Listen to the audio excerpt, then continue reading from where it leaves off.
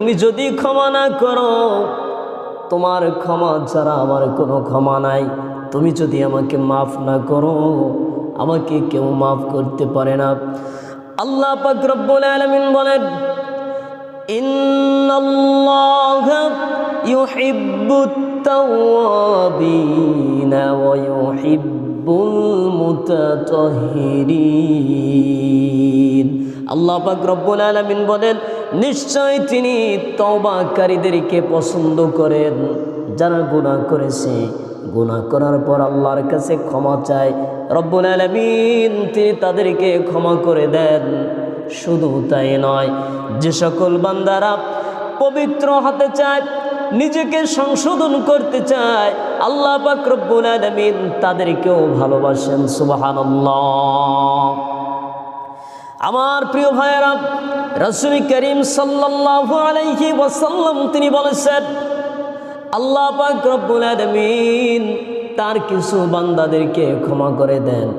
ওই সকল বান্দাদের ক্ষমা করে দেন যারা গভীর রজনীতে রবের দরবারে দাঁড়িয়ে যায়, নামাজে দাঁড়িয়ে বলে, মালিক,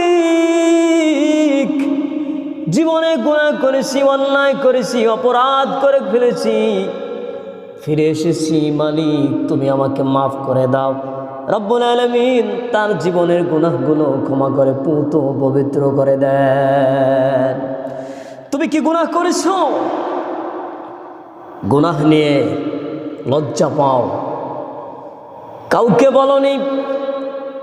আমার রাসূল বলেছেন, আল্লাহর কাছে তুমি ক্ষমা চাও, আল্লাহর কাছে বলো, আল্লাহ আমি গুনাহ করে ফেলেছি, অপরাধ করে ফেলেছি, তুমি ছাড়া কেউ আমাকে ক্ষমা করতে পারে না, তুমি ছাড়া আমাকে কেউ মাফ করতে পারে না, তুমি আমাকে মাফ করে দাও।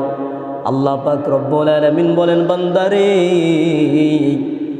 এই কথা বলে যখন তুমি আমার কাছে ক্ষমা চাও, আমি আল্লাহ তাআলা তোমাকে ক্ষমা করতে একটু কার্পণ্য করি না, দ্বিধাবোধ করি না।